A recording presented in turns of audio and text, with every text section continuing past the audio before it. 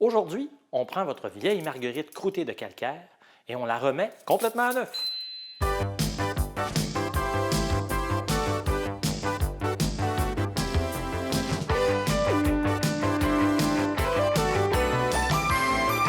Salut Simon! Salut Pierre-Luc! L'autre jour, j'étais avec ma femme, puis on fait le grand ménage de la cuisine, puis elle trouve ça, cette vieille marguerite-là. Fait que là, elle me dit, c'est bon pour les vidanges, ça, c'est tout fini. Puis là, c'est là que je me suis souvenu que, tu sais, à un moment donné, là, on avait restauré nos chaudrons là, avec du papier sablé, là. Comment ça s'appelait, ça? Là? Ah, le resurfaçage mécanique? Oui. Ouais. Le resurfaçage mécanique, c'est ça. Bon, fait que là, je fais la même chose. Tu sais, je sors mon papier sablé. Je commence à essayer de faire revenir ma marguerite. Après 2 minutes, là, je me suis découragé. Regarde la forme de ça. Puis c'est vraiment croûté, là. Ah, c'est vrai qu'elle est croûtée, ta marguerite, Pierre-Luc. Hein? Puis t'as bien fait de ne pas te lancer dans cette méthode-là qui utilise le papier sablé. Avec cette forme-là, t'aurais passé la journée. Au prix d'une marguerite, là, Pierre-Luc, je peux te conseiller une solution qui va nécessiter bien moins d'énergie et qui va te permettre de conserver ta marguerite encore bien des années. Ben, tant mieux, parce que je me trouvais pas mal niaiseux d'arriver chez le recycleur avec juste une marguerite. C'est une bonne idée de trier ces métaux au fur et à mesure et de les accumuler pendant un certain temps. D'abord, on se trouve des bacs de bonne dimension. Une fois les bacs bien remplis, c'est là que votre déplacement chez le ferrailleur devient très rentable. Hey, Pierre-Luc, je regarde ta marguerite, là. Est-ce que ça se peut que tu habites dans une ville où l'eau contient du calcaire? Ben oui, parce que mes robinets dans la maison, c'est l'enfer. Ma douche, ma cafetière, Bouilloire aussi? ma bouilloire. Oui. Puis quand tu laves ta voiture, là, puis tu laisses l'eau sécher, est-ce que ça fait un cerne blanc sur ta carrosserie? Oui, mais ça, c'est du savon. Ben non, Pierre-Luc, c'est pas du savon. Le calcaire est contenu dans l'eau. Lorsque l'eau s'évapore, le carbonate va précipiter. Ça laisse un cerne blanc sur ta voiture. Là, ta marguerite, là, elle a travaillé pendant 5-6 ans à cuire des légumes. Alors, il y a du calcaire, puis il y a différents minéraux qui ont précipité. Et puis, c'est impossible à faire partir. Donc, ça donne le goût de l'acheter. Oui, mais je veux pas l'acheter, moi. Puis tu m'avais promis une solution, Simon. Tu m'avais promis. Oui, je t'ai promis une solution. On va utiliser comme principe la dissolution de ton calcaire. Oh, utiliser des produits chimiques? Je te dis tout de suite, Simon, je suis contre. On pense pareil, Pierre-Luc. Il faut éviter à tout prix d'utiliser des produits chimiques qui sont dangereux pour l'environnement. Quand c'est écrit sur le contenant « corrosif pour tes mains » et après « sans danger pour l'environnement Ouais, c'est vrai extraordinaire. » puis à 10 la bouteille, tu es aussi bien de t'acheter une nouvelle marguerite. Mais c'est quoi ta solution sans danger? Eh bien, j'ai 2 solutions à te proposer. La première, utiliser du vinaigre à 5 qu'on retrouve à la maison. Et la deuxième solution, c'est d'utiliser de l'acide citrique cristallisé. De l'acide sur ma marguerite? Oui, mais tu vas en faire fondre. Mais voyons, Pierre-Luc, là, je ne ferai pas fondre l'acier inoxydable avec ça. C'est pour dissoudre le calcaire dessus. Puis tu sais quoi? L'acide citrique, on en retrouve dans ta boisson gazeuse favorite. Hein? Ça veut dire que je pourrais décaper ma marguerite avec la liqueur aux fraises. C'est ça ta boisson gazeuse favorite? Je dois avouer aussi que j'ai un petit penchant pour la racinette.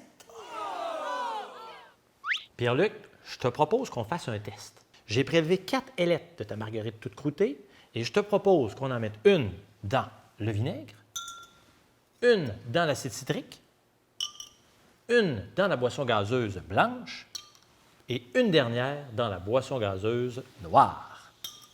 C'est bien beau, là, mais après? Mais je te l'ai dit que ce serait facile. On attend 48 heures. Ah bon? Bon, bien, Pierre-Luc, ça fait 48 heures, mais tu portes le même linge. Ben oui, toi aussi d'ailleurs. C'est pour ça qu'on avait convenu. Bon, on est prêt à regarder les résultats. Alors, Pierre-Luc, on a chacun une paire de pinces et puis on va chacun prélever 2 ailettes. Ensuite, on va les frotter avec un chiffon puis on comparera les résultats. OK. Après toi? Merci. Et dis-moi, Pierre-Luc, après avoir frotté avec le chiffon, c'est quoi tes constats? Moi, j'avais la boisson gazeuse blanche et le vinaigre. Oui. Puis quand j'ai frotté avec la boisson gazeuse blanche, c'est parti plus facilement. Tandis qu'avec le vinaigre, ça partait, mais il restait quand même un dépôt. Puis toi, OK. Simon?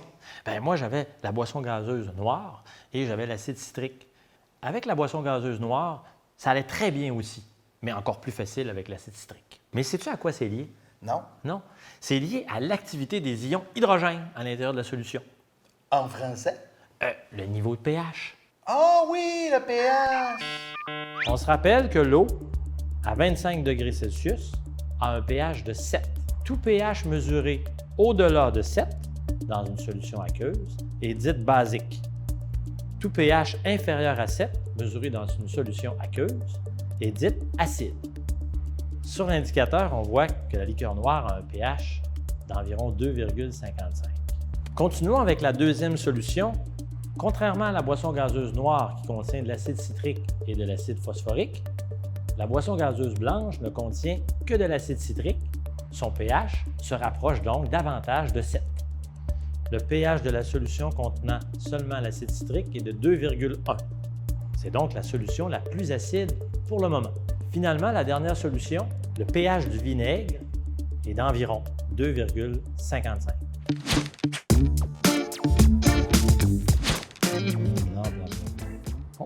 Rose de Drummond me demande « C'est bien beau de faire tremper des objets dans une solution qui contient de l'acide citrique, mais qu'est-ce que je fais si je veux nettoyer ma robinetterie? » Eh bien, j'ai une solution très simple pour vous, Rose. Il s'agit d'abord de tremper un chiffon dans une solution qui contient de l'acide citrique. Ensuite, vous tordez légèrement le chiffon et vous emmitouflez votre robinetterie avec le chiffon imbibé pendant environ 8 à 12 heures. Le lendemain, vous utilisez une brosse à dents ou une guenille pour enlever l'excédent de calcaire. Et voilà, le tour est joué. Tu vois, Pierre-Luc, tu avais le choix entre aller porter ta vieille marguerite toute croûtée chez le ferrailleur ou le recycleur ou lui donner une deuxième vie. Regarde-moi le travail. Ben, c'est incroyable. Elle est comme neuve. Mais ça, c'est l'acide citrique qui a fait ça. Oui, Mais c'est quoi le dosage? bien, c'est à peu près 2 cuillères à soupe par litre d'eau. Puis, c'est-tu bien dispendieux? Bien, tu vois, Pierre-Luc, pour un sac comme celui-ci, qui pèse environ 2,2 kg ou 5 livres, ça va te coûter environ 20 $. OK. Mais n'oublie pas, tu vas en avoir pour plusieurs années. Tu vas pouvoir récurer, par exemple, ta robinetterie. Tu vas pouvoir récurer aussi ta bouilloire, cafetière, pommeau de douche, même nettoyer ton lave-vaisselle. Très intéressant. Merci beaucoup, Simon. Ça me fait plaisir, Pierre-Luc. Hey, je sais pas pour toi, mais tout ça m'a donné soif. J'aurais le goût de partager avec toi une bonne limonade à l'acide citrique. Ah oui. Ouais, Pierre-Luc, donne-toi pas tant de mal. Qu'est-ce que tu dirais de déguster un bon verre de liqueur au fraises? Arrête-toi. Ah oui. La liqueur au fouet. Chin. Chin.